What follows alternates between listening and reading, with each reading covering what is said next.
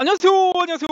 비자인 코리아 장인닷컴 행사 사무소의 장관이 행사입니다. 오늘은 F510 비자 국내 석사 학위자 또는 국내 이공계 학사 학위자 또는 해외에서 첨단 기술 분야에 전공을 한 학사 학위 소지자가 3년 후에 신청할 수 있는 비자인 F510 비자에 대해서 설명을 해 드리려고 하는데, F510 비자 요건들 여러 가지 많습니다. 뭐 기본적으로 제가 이전에 설명했던 것들이 있잖아요. 에피캅, eligibility 일반으로 제가 설명했죠. 해외 첨단 기술 분야의 학사, 국내 이공계 학사, 그다음에 국내 석사 학위자, 그다음에 에피캅 P period는 자 3년이 있고요. 그리고 1년이 있어요. 요것은 오늘 제가 설명해드린 가장 중요한, 요즘에 기간이 굉장히 중요한 이슈로 작용을 했습니다. 다음에 I, 소득은 GNI 100이기 때문에 지금 4,250만 원이 되겠고요.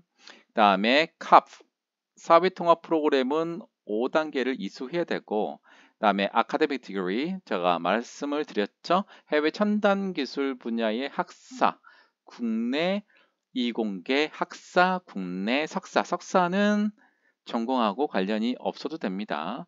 다음에 F 풀타임, 풀타임 전일제 상용근로로 바뀌었죠. 네, 이렇게 되는데 이 중에서 어떻게 보면 가장 중요한 게 지금 기간입니다. 제가 영주 자격을 신청할 때 중요한 요소 중에 하나가 기간이라고 얼마 전에 설명을 해드렸어요. 그래서 가장 중요한 국내 석사 학위를 받으신 사람들이 F510 비자 신청할 때 이 3년이란 기간과 1년이란 기간이 무엇보다 중요합니다.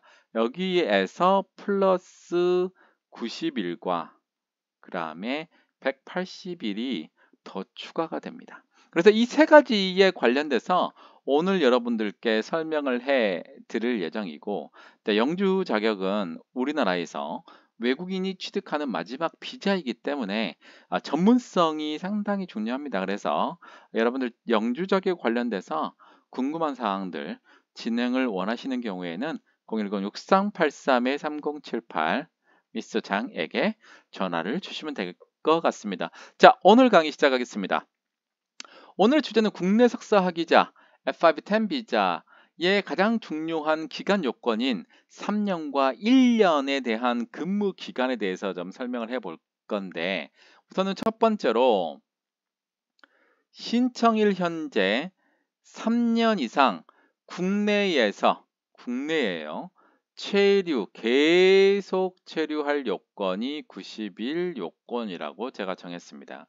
자, 신청일 현재 3년 이상 국내에서 계속 체류인데, 요 국내에서 계속 체류는 실제로 뭐냐면 취업 기간이라고 보시면 될 것 같아요.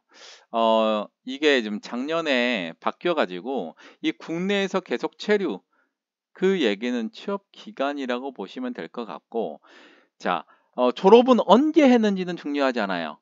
예, 석사 학위를 언제 받았는지는 중요하지 않다. 석사 학위는 이 비자를 신청하기 위한 하나의 요건이다. 이렇게 보시면 될 것 같고, 중요한 거는 기간인데, 그 국내에서 3년 이상 계속 체류 요건, 이게 이제 취업 기간으로 변경이 된 거예요. 그럼 여기서 90일은 뭐냐라는 거예요. 자, 이제 2023년도 10월 달에 제가 비자를 신청하고 2022년도 10월이 되고, 그다음에 여기에 1년이 되는 거고요. 그다음에 2021년 10월이 되면 이게 이제 2년이 되는 거고, 2020년 10월 여기부터가 이제 3년이 되는 거예요. 그러면은 2020년 이제 10월 달에 신청하는 경우에는 2020년 10월부터 지금 근무를 해야 되는데, 자, 중요한 건 연속성이 있어야 됩니다. 연속성이 이제 3년에 대한 연속성인데, 이 3년에 대한 연속성이 90일에 대한 요건이다. 90일은 뭐냐? 자, 지금 신청하는 날을 기준으로 해서 이 3년간 90일 이내에 회사를 변경한 경우, 한 경우에는 연속성이 있다라고 판단을 합니다. 90일 이내는 자세히 보셔야 됩니다. 1년당 90일이 아니고요. 3년을 통틀어서 3년 동안에 일을 하지 않은 기간이 90일 이내여야 돼요. 이내란 얘기는 90일을 포함합니다. 그래서 91일부터는 연속성이 없어진다 이렇게 판단하시면 돼요. 그래서 2023년도 10월달 하게 되면 2020년 10월부터 시작해서 지금 비자 신청하는 현 시점을 기준으로 해서 자 91일 이상 일을 하지 않았느냐 일을 했느냐 요거를 판단하게 됩니다. 근데 요거를 판단하는 굉장히 중요한 기준이 있는데 그거는 영업 비밀이라 설명드릴 수 없고 여기까지만 설명해 드릴게요. 자, 그래서 90일을 산정하는 기준은 연속성이 있느냐 없느냐 회사를 계속 다니면 상관이 없는데 회사를 변경한 경우에는 일을 하지 않은 기간이 90일이 이내여야지 연속성을 인정해 준다. 3개월이 넘어가면 어떻게 된다? 연속성이 없는 걸로 하고 만약에 이때 지금 90일을 지난 게 여기부터 시작했는데 여기까지 했던 여기가 예를 들면 91일이 된다. 여기부터 이 전은 리셋이 됩니다. 리셋이 되고 이때부터 일을 시작하는 걸로 되는 거죠. 그러니까 얼마나 좀 기간이 중요한지 알겠죠. 소득이라는 건 GNI가 올해 1월 1일부터 12월 31일까지 해서 내년 2월 달에 연말정산하고 5월 달에 소득 되잖아요. 그러면 지금 상황에서는 내년에 열심히 일해서 내 후년 5월 달에 신청하면 되겠지라고 생각하겠지만 만약에 이 3년이라는 요건은 여기서부터 시작되면 2022년부터 이전께 91일이 넘어가지고 다 리셋이 되면 회사를 새로 구한 데부터 요때부터 일해야 되기 때문에 앞으로 2년을 더 해야 되겠죠. 그렇기 때문에 이 기간이 굉장히 중요하다. 이런 부분들을 제가 말씀을 좀 해드리고 두 번째는 왜 이렇게 기간 요건이 많은가 모르겠어요. 자, 신청 당시. 자, 신청이 2023년 10월이면 이 신청 당시에 국내 기업이어야 돼요. 1년 이상 전일제 상용 근로 형태로 뭐예요? 계속 근무. 자, 여기도 계속 체류. 이 요건을 취업 기간으로 본다. 2023년부터 변경됐다고 그랬죠. 계속 체류라는 요건이 취업 기간으로 3년 이상이어야 된다. 그리고 회사를 바꾼 경우에 3년을 통틀어서 90일이 넘으면 안 된다. 일 안 한 기간이. 자, 또 하나는 국내 기업에서 1년 이상 전일제 상용근로 풀타임으로 근무하자라는 얘기예요. 풀타임. 자, 계속이라는 의미는 자, 여기에서 이 회사에서 계속 일했어요. 1년 이상. 근데 여기에서 9개월을 일하고 회사를 바로 바꿔서 여기에서 10, 11, 12 1년이니까 3개월 조금 플러스 알파로 일했어요. 기간으로 되면 12개월이니까 되는데 이것도 1년 이상께 포함이 될까요? 포함이 됩니다. 자, 그래서 현재 내가 1개월을 이 회사에 근무를 하고 있더라도 지금 비자 신청하는 시점을 기준으로 해서 여기 1년 이내에 계속 근무를 하고 있는 경우는 상관이 없다. 합해서 1년이 되면 되는데 자, 계속 근무 요건은 30일. 이것도 30일 요건이 나왔어요. 이 30일 요건은 무엇이냐? 자, 2022년 10월 달에 A라는 회사에서 근무하다가 2023년 5월에 B라는 회사로 갔어요. 그 다음에 2023년 이제 10월 달에 C라는 회사로 갔는데 자, A부터 C 최근 비자 신청하는 시점, 여기 비자 신청하는 시점에 1년을 보는데 여기에서 중간에 회사를 변경했잖아요. 또 B라는 회사에서 C라는 회사로 변경을 했잖아요. 이 변경해서 일하지 않은 기간이 30일 이내여야 된다. 근데 만약에 30일이 넘어갔다. 1년을 봤을 때 그렇다면 이거는 1년 이상 계속 근무 요건을 충족하지 못합니다. 다만 회사를 변경했더라도 이 회사를 변경한 기간, 일을 하지 않은 기간이 30일 이내인 경우에는 각각의 A, B, C 회사에서 일한 경력을 합해서 1년 이상이면 된다. 한 회사에서 1년 이상이라는 게 아니고 1년을 기준으로 했을 때 회사 변경하지 하든 상관없이 회사를 변경했어도 30일 이내에서 회사를 변경했다. 1년 이내에. 그런 경우 그리고 합산을 해서 1년이 되면 신청할 수 있다. 이렇게 보시면 돼요. 그러니까 이 두 가지 요건.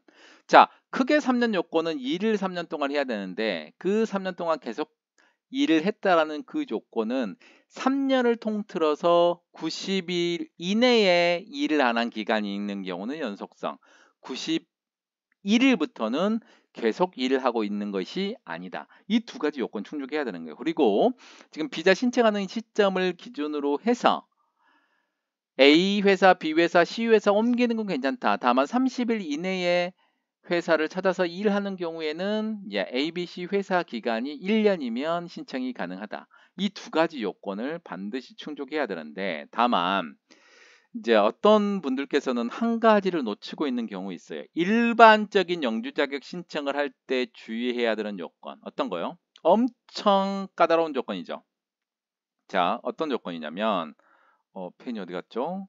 펜 어디 갔어요? 펜. 자, 여기 있죠. 아, 찾았네요.